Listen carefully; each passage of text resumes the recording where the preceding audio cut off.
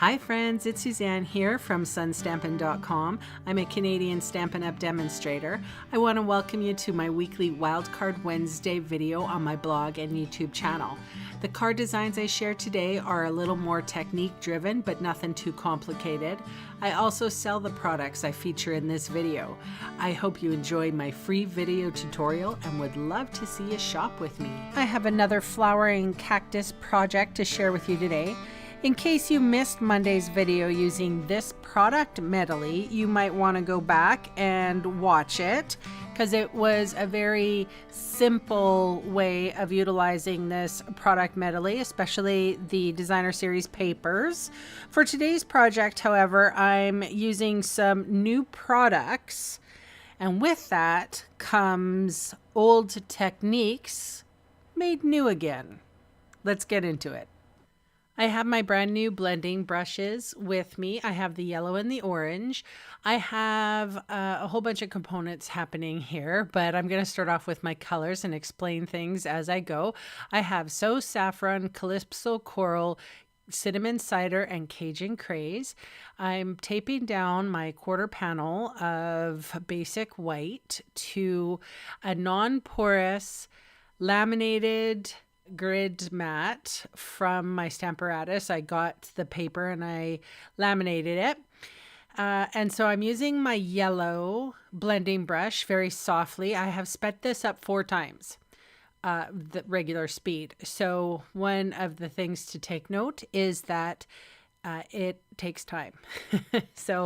And I think like you can see that the blending brush is domed. So once you sort of figure that out, you know exactly where your ink is going to go down.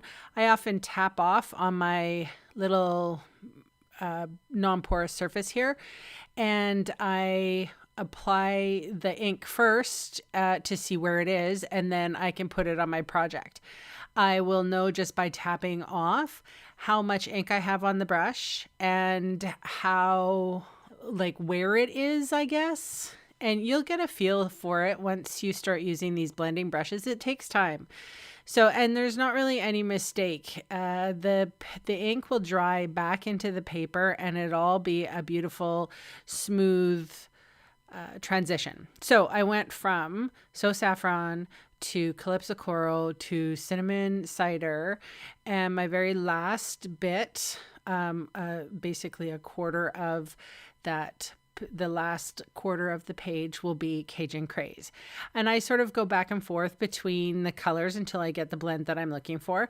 And I know that Cajun Craze, and I put that under my orange brush because I do think it's orange, even though it's rusty colored. It's not a red, and it's not a brown, so I went with orange, and you can see that it is indeed orange as I put it next to these colors. And I am trying to go for a Southwest look, like Southwest, like Mexico or wherever, places that I have never been before, but what I imagine the sunset looks like. So I'm peeling up this Post-it note. I got this at Staples. It is a square block, like a roll of tape, but it's made of Post-it. So it's paper, and it's handy to have because you can just, it's wide so you don't go over it. My last one here is, I think it was soft suede. And I marked off about an inch of the quarter sheet here. I will touch this up in a bit, but I did notice I left a little tiny white line. So I'm going back in and treating that before I move on with any other colors. And yeah, that non-porous surface really helps. I just use a baby wipe and clean that off, and I'm good to go. I actually have a couple. So, all right, so I have a spritzer here, and I've unscrewed the spritzer, and I'm using the little plastic nozzle, and I am flicking at a distance my water. Now, this is an old technique, but it's a gooder, and with the new blending brushes, it adds sort of like an ethereal, I don't know, playful background, and that's what I'm looking for. So I set it off to dry, but not before I come in with my dauber, my finger dauber, and early espresso. I just wanted to make the edges of the ground, the sand, just a little bit darker. I guess I just needed some depth. And although you can see those white little droplets, they'll go away in a second. After the ink gets in there and everything gets absorbed, you don't see them. Like, they're very prominent right now, but you don't see them. All right, so this is the designer series paper of the flowering cactus, and they are cactuses in here, or cacti. I'm sorry, I'm Canadian. We don't have them. Anyway, the dies I've cut out the paper with, or the paper I cut out with the dies, because you can do that. And I think you get 8 pages of these. So you can stamp them if you want, but they all had the beautiful colors that I wanted to work with anyway. So I was happy to just go with what I was given. I played within the lines, kids. All right. So this is my soft suede again. And I have stamped the sentiment. And I left it off there just pushed it off for a second. I am putting, adhering my quarter panel to my card base. So it is a full quarter panel. So it's covering everything. And then this was a stitched rectangle, and I used 2 of them, and I created a frame, and it's a white frame, like basic white frame. And I used my Tombow glue to adhere it cattywampus on my background.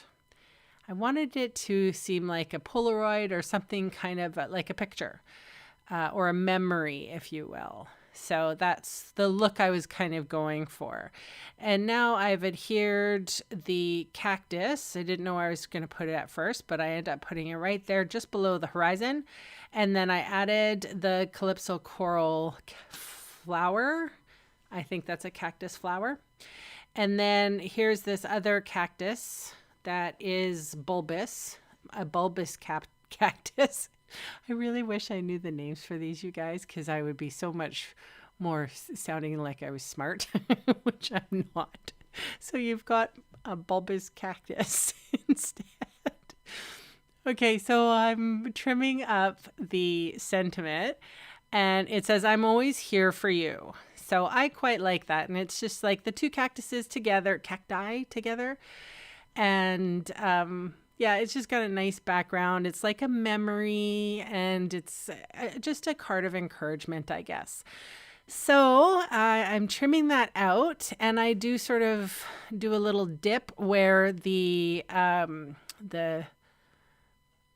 a little dip where the H is, I'm here for you. For the 4 has a little dip to it.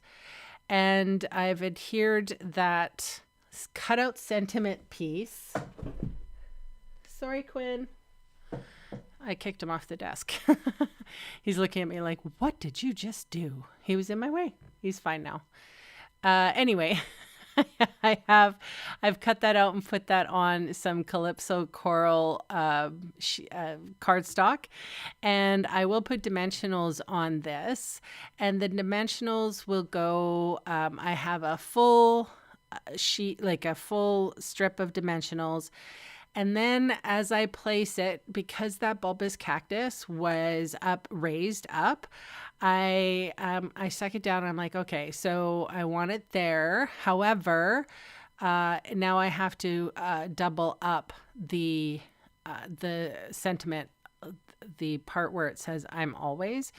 So I thought I was going to be able to just sneak it under, but I realized that it was too large. So I had to sort of peel it up, because I do that all the time. You just don't get to see video footage of it. But, I put the second layer on, removed the backing sheet, and stuck my sentiment on with my over top of my bulbous cactus. And that is my share for today. Oh, by the way, yes, here is the Calypso coral twine. I made the tiniest of bows. I like little tiny bows. I'm getting into them. And Calypso Coral, I'm on a Calypso Coral kick right now. So I'm happy to see this lovely color. I rolled up a glue dot in like a hot dog shape, and I stuck the bow to it. Then it got stuck to my finger, so I had to stick it to my project straight away. Trimmed off the excess, and then that is my share for today.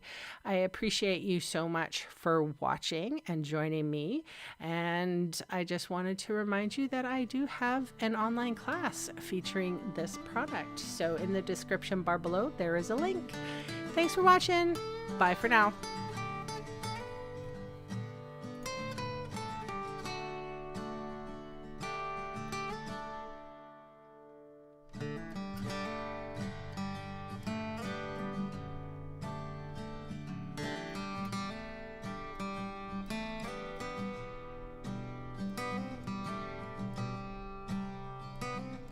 Hey, thanks for sticking around to the end of the video. On screen are 2 more videos for inspiration. Click on the maple leaf for my blog, or click on me to subscribe to my channel. Thanks again for watching.